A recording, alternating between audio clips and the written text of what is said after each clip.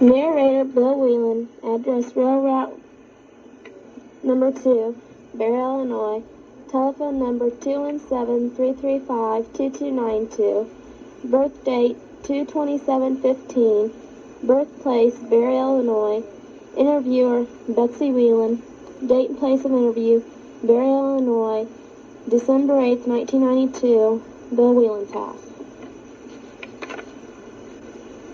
Family background. Where are your parents born? Well, Betsy, first of all, thanks a lot for this opportunity. And my parents were both born in Pike County. Their occupations during the Depression. And they were farmers, and of course in those days we farmed by horses. What was their level of education? Well, Dad, I think, had a grade school education, and Mother was high school, because she taught quite a few years. How many brothers and sisters lived in your house? There were 3 girls and 2 boys of us. Did anyone else live in your house? Yes, my dad's uncle, my great uncle, lived here with us.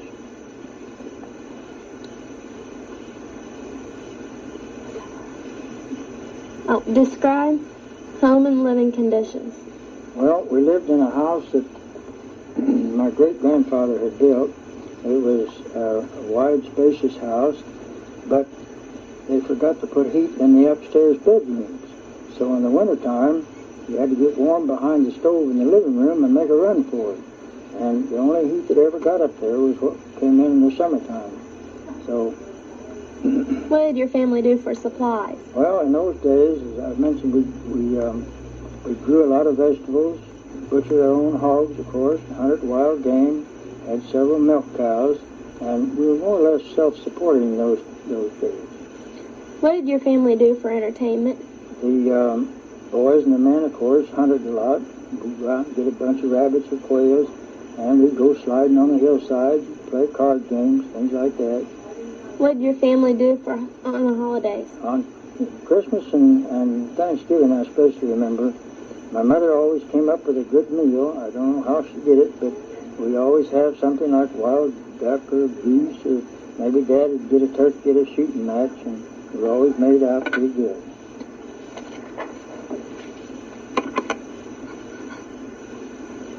Great Depression, 1929 through 1936. Okay, this is kind of a joke I want to put in here. What is a depression? It's when you're out of work and your neighbor is not.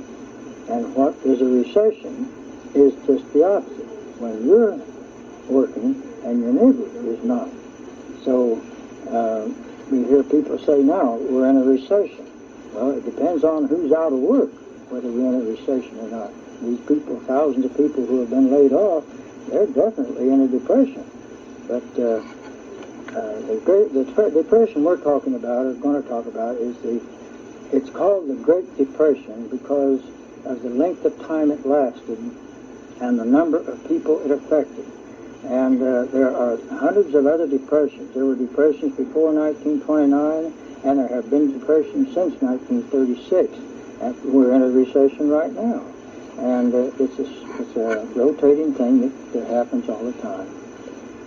When do you remember first being aware of the Depression? Well, I suppose when the stock market crash in 1929 was probably the first we had read about it.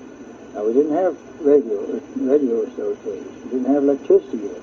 But we heard about it through the news media, and it didn't affect the farms until about 2 years later. It kind of trickled down. In other words, the people in the cities lost their jobs and their buying power, so that the products that the farmers had to sell naturally slid downhill. So that was the beginning of it, and I remember especially in March of '33 when all the banks closed.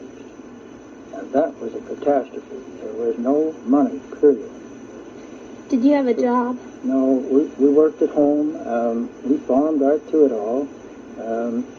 We didn't make any money, but we farmed at it anyway, worked some. Did anyone you know die because of the Depression? Not that I know of, but in the cities there were many people jumped out of skyscrapers and things like that in 29 when the stock market crashed, because they went to bed millionaires and woke up the next morning penniless, and they just couldn't take it. A lot of them did die, but not around here that I remember of. Was there a squirrel during then? Depression? Yeah. Yes. For those who could get there weren't any buses, of course. Some rode a horse, or drove a buggy and horse, or walked. If you had old cars, I still don't know where they got those old things, but there was a couple of girls living out there that had a little old Ford coupe, and I'd cut across the fields over there and trying to get over on the road before they went by so they'd pick me up. I had to walk during the bad weather, and I rode a horse during the good weather. And, of course, our high school was in Barry. Grade school was still out here in the country. How did the Depression affect school? Well, there was very few extracurricular activities. We didn't have a yearbook. There were no class rings those years at all. Just nothing, really. Great Depression cons. What was the worst part of the Depression for your family? Okay, it had to have been between 1929 and 31, and I can't remember which it was. But we were paying on 80 acres of land, had it almost paid for, and a John Deere tractor and plow.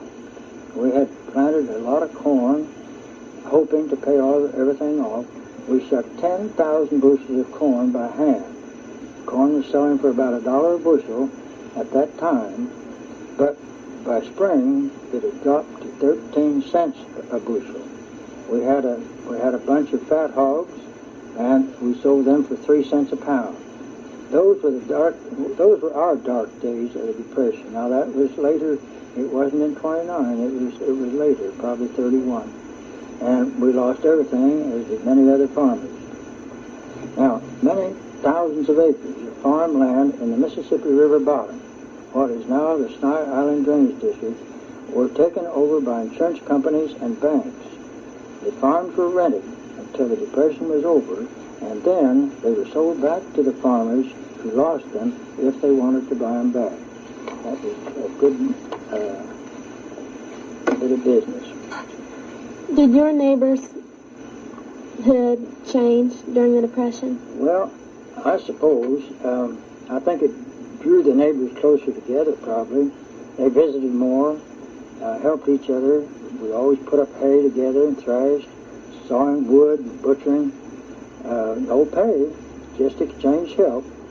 Had school programs in the country schools, picnics, card games, and all that sort of thing. But the neighbors were real close, and there were a lot of them. You could go out of a morning and get 10 people to help you.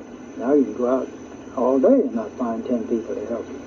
So it drew the people closer together, I think.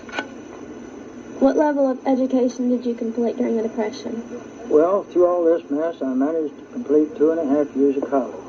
And then a new problem appeared, war. So during my junior year at Western, I joined the 33rd Division of the Illinois National Guard, November 9, 1939. In February of 41, we were inducted into federal service, sent to Camp Forest, Tennessee for training.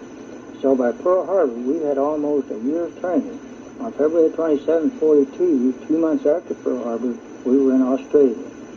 Then we went to New Caledonia for training, and we were at Guadalcanal to relieve the Marines, back to Fiji Island for regroup and training, and then combat again into Bougainville. As you can see, I had almost 3 years overseas duty that taught me a lot and didn't cost anything.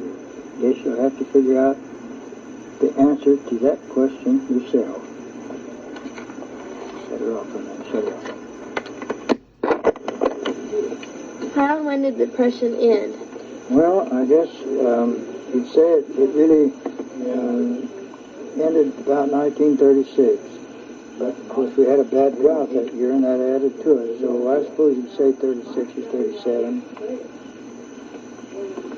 Was your family able to borrow money from a bank, close friend, or relative? Well, there wasn't much to borrow, and not as I remember we ever did. But both banks were closed in Barry, and one of them opened, and one of them never did open. And that's where Dad and my uncle had their money, and they never paid, I think, 3 or 4 cents on the dollar. So no, we didn't borrow any money. Did you and your family go to church? Well, not very often. Not back then we didn't. Did the church have anything to help the families in need? Oh, probably. I don't know for sure, but since the church is the people, all were pretty much in the same situation.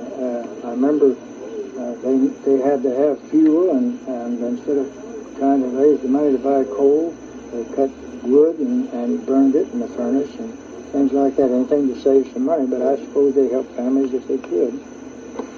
Did you have to pay for school? Oh, not much. I was in high school yet. We didn't have a lunch program, of course, and books didn't cost very much, and I don't think we paid very much. Okay, now something I'd like to mention in closing. There's always some good things come out of bad, and that depression was bad, of course, but in 1935, because of the depression, the President signed into law the Social Security benefits that we all know about now, and the REA was formed and started in 1935. So those two things changed our country considerably, and they were an offspring of the Depression. Okay.